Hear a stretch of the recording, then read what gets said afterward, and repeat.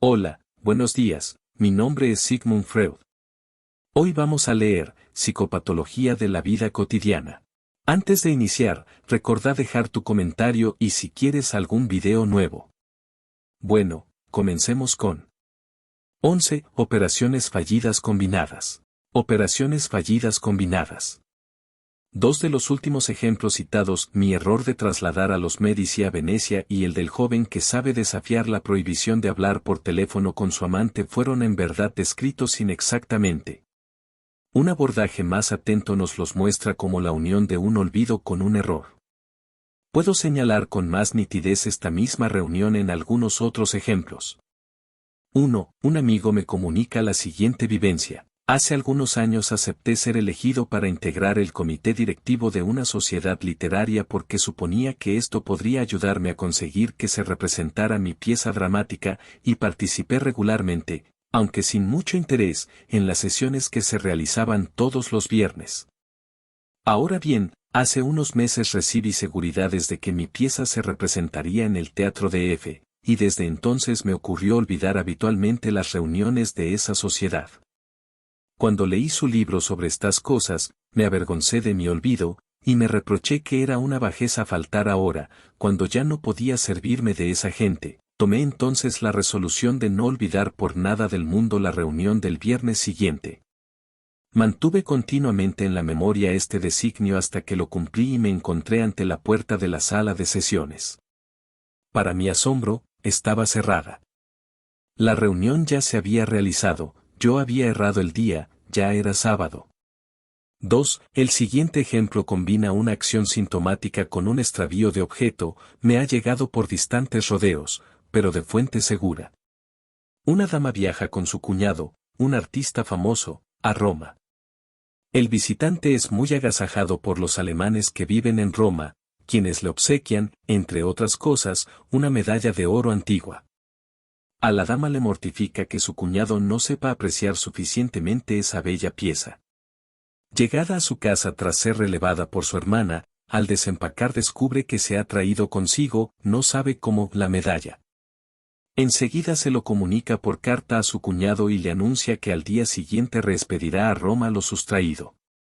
Pero al día siguiente la medalla se ha extraviado tan habilidosamente que no se la puede encontrar ni enviar, y entonces se le trasluce a la dama el significado de su distracción, a saber, que quería quedarse con la pieza. 3. Hay casos en que la acción fallida se repite con pertinacia, cambiando para ello sus recursos. Dice Jones que en una ocasión, por motivos que él ignoraba, había dejado estar una carta varios días sobre su escritorio.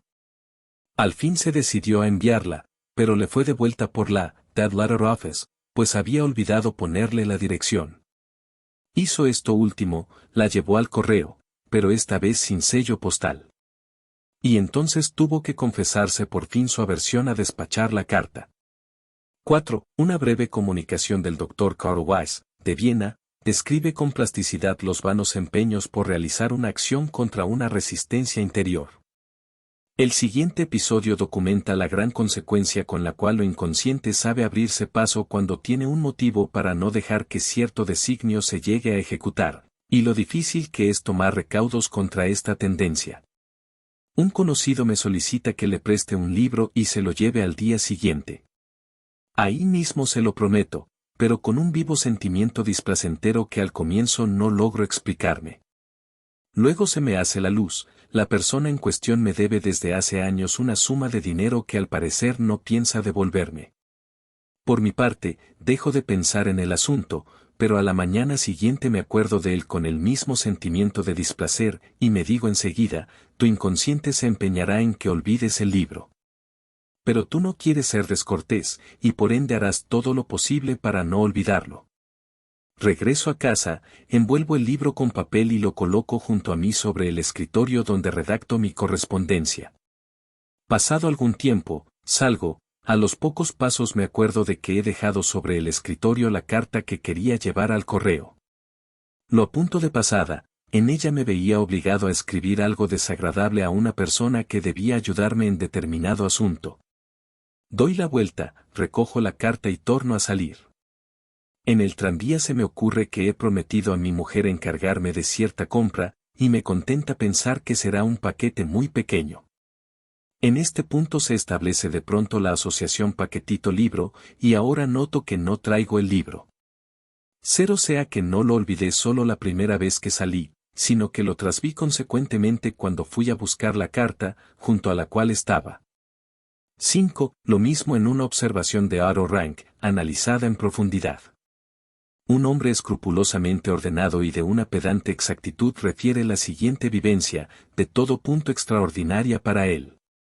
Una siesta, yendo por la calle, quiere mirar la hora y repara en que ha olvidado en casa su reloj, cosa que, por lo que él recordaba, no le había ocurrido nunca. Como esa tarde debía asistir puntualmente a una cita y ya no le quedaba tiempo para pasar a recoger su reloj, aprovechó su visita a casa de una dama amiga para pedirle prestado el reloj con aquel propósito. Esto era tanto más viable cuanto que, a raíz de una cita convenida de antemano, debía visitar a esta dama a la mañana siguiente.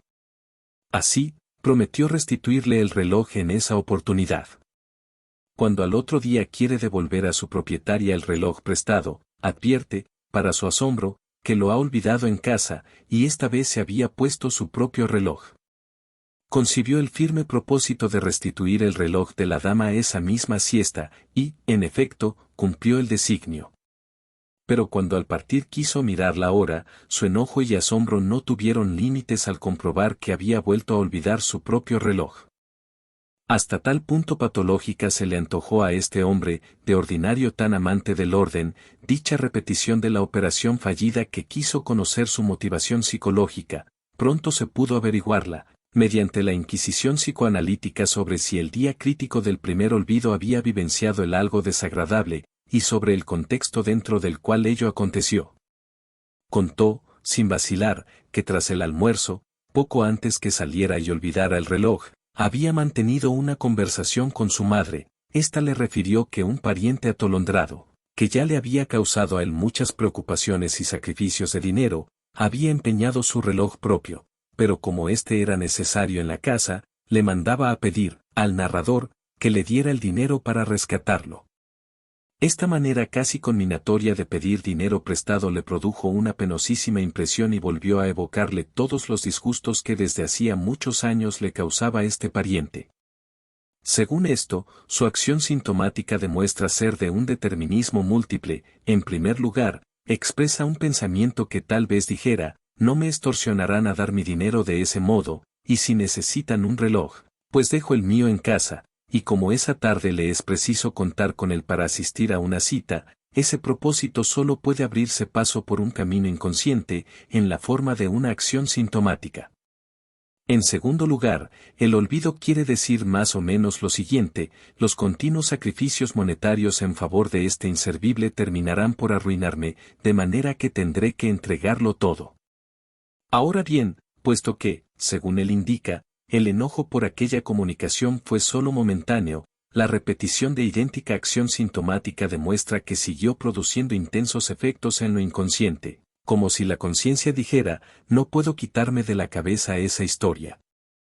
Y no habrá de maravillarnos, por este acomodamiento de lo inconsciente, que luego corriera el mismo destino el reloj que tomó prestado a la dama. ¿Acaso otros motivos especiales favorecieran esa transferencia sobre el inocente reloj de la dama? El motivo más evidente es, claro está, que presuntamente le habría gustado guardarlo como sustituto de su propio reloj sacrificado, y por eso olvidó devolverlo al otro día. Quizá también le habría gustado poseerlo como recuerdo de la dama. Además, el olvido del reloj de ella le brinda una oportunidad para visitar por segunda vez a esta mujer, a quien admira. Es cierto que por la mañana tenía que ir a su casa por otro asunto, y con el olvido del reloj parece indicar, en cierto modo, que le da lástima aprovechar esa visita, fijada con mucha anterioridad, para devolver de paso el reloj. Por añadidura, el segundo olvido del propio y la restitución, así posibilitada, del reloj ajeno a cambio muestran que nuestro hombre inconscientemente procura no llevar los dos relojes al mismo tiempo. Es evidente que intenta evitar esa apariencia de abundancia que estaría en oposición demasiado flagrante con las penurias de su pariente. Por otra parte, sin embargo, Él logra atajar con esto su aparente propósito de casarse con la dama mediante la advertencia, dirigida a sí mismo, de que tiene insoslayables obligaciones hacia su familia, su madre. Por último, otra razón para el olvido de un reloj de dama se podría buscar en que la tarde anterior se sintió molesto, siendo el soltero, por tener que mirar la hora en un reloj de mujer, cosa que hizo a hurtadillas, y entonces, para evitar que tal penosa situación se repitiera, no quería llevar consigo otra vez ese reloj. Pero como tenía que devolverlo, también en este caso el resultado fue la acción sintomática inconscientemente cumplida, que se revela como una formación de compromiso entre emociones de sentimiento contrarias, y como un triunfo de la instancia inconsciente, conquistado a alto precio. Veamos a continuación 3 observaciones efectuadas por J. Starke. 6. Extravío, rotura, olvido, como expresión de una voluntad contraria refrenada, de una colección de ilustraciones para un trabajo científico. Cierto día tuve que prestar algunas a mi hermano, quien las quería pasar como diapositivas en una conferencia. Aunque por un instante registré en mi interior el pensamiento de que preferiría no ver presentadas ni publicadas en modo alguno, antes que yo mismo pudiese hacerlo, esas reproducciones que tanto esfuerzo me había costado reunir, le prometí buscar los negativos de las imágenes deseadas y confeccionar con ellos unas diapositivas. Ahora bien, no pude hallar esos negativos. Revisé la pila íntegra de cajitas llenas de negativos relacionados con el tema en cuestión, tomé y examiné uno por uno no menos de 200 negativos, pero no estaban los buscados. Conjeturé que, en verdad, parecía que yo no quisiera prestar a mi hermano esas imágenes. Después que me hube hecho consciente este pensamiento desfavorable y lo hube cuestionado, noté que la cajita colocada encima de las otras en la pila había sido puesta a un lado, y a esta no la había revisado. En ella se hallaban los negativos buscados. Sobre su tapa se leía una breve anotación relativa a su contenido, y es probable que yo hubiese posado en ella una furtiva mirada antes de dejarla de lado. El pensamiento desfavorable, entre tanto, no parecía del todo vencido, pues aún habrían de suceder toda clase de cosas antes que las diapositivas quedaran listas. Arruiné una de ellas apretándola, mientras la sostenía con una mano para limpiar el lado de vidrio. Nunca he roto una diapositiva de ese modo. Cuando hice confeccionar un nuevo ejemplar de esta misma placa, se me cayó de la mano, y si no se rompió fue debido a que adelanté el pie para detenerla. Cuando montaba las diapositivas, toda la pila se me volvió a caer al suelo, felizmente sin que se debieran lamentar roturas. Por último, pasaron varios días hasta que realmente las embalara y remitiera, pues cada día me formaba el propósito de hacerlo y tornaba a olvidarme. 7. Olvido repetido. Tras trocar las cosas confundido en la ejecución final, tenía que enviar una tarjeta postal a un conocido, pero durante varios días lo fui posponiendo, a raíz de lo cual concebí la fuerte conjetura de que la causa era esta. En una carta ese individuo me había comunicado que en el curso de aquella semana quería visitarme alguien por cuya presencia yo no me desvivía mucho. Cuando pasó esa semana y aminoraron así las perspectivas de la indeseada visita, le escribí por fin la tarjeta postal, donde le comunicaba los momentos en que yo estaría libre. Al escribir esas líneas, en un comienzo quise agregar que un rock work, un trabajo ímprobo, esforzado o asiduo, en lengua holandesa, me había impedido contestarle antes, pero al fin desistí, considerando que ninguna persona razonable cree ya en ese usual pretexto. No sé si esta mentirita estaba empero destinada a expresarse, pero cuando eché la tarjeta postal en el buzón, la deposité por error en su abertura inferior, Drukwerk, impresos, en lengua holandesa. 8. Olvido y error. Una muchacha se encamina cierta mañana de hermoso tiempo al Rijksmuseum para dibujar ahí unos modelos de yeso. Aunque con ese bello día hubiera preferido irse a pasear, se resolvió a mostrarse diligente una vez más y dibujar. Primero tiene que comprar papel. Va a un negocio, a 10 minutos de distancia del museo, más o menos, compra lápices y otros útiles de dibujo, pero olvida adquirir justamente el papel. Se dirige entonces al museo, y cuando se sienta en su banquito, lista para principiar, hete ahí que no tiene papel, de suerte que se ve obligada a encaminarse de nuevo al negocio. Adquirido el papel, empieza realmente a dibujar, el trabajo marcha bien y, pasado algún tiempo, oye que de la torre del museo dan un gran número de campanadas. Piensa, han de ser ya las 12, sigue trabajando un poco hasta que la campana de la torre toca el cuarto de hora, son las 12:15, piensa. Ahora guarda sus útiles de dibujo y resuelve ir paseando por el Van del Park hasta la casa de su hermana, para beber allí café. En Holanda, es la segunda comida del día. En el Soazo Museum ve, para su asombro, que en lugar de las 12:30 son apenas las 12. El hermoso tiempo tentador había prevalecido sobre su celo, y por eso, cuando a las 11:30 la campana de la torre dio 12 campanadas, no se le ocurrió pensar que, como todas las de su tipo, marcaba también la media hora.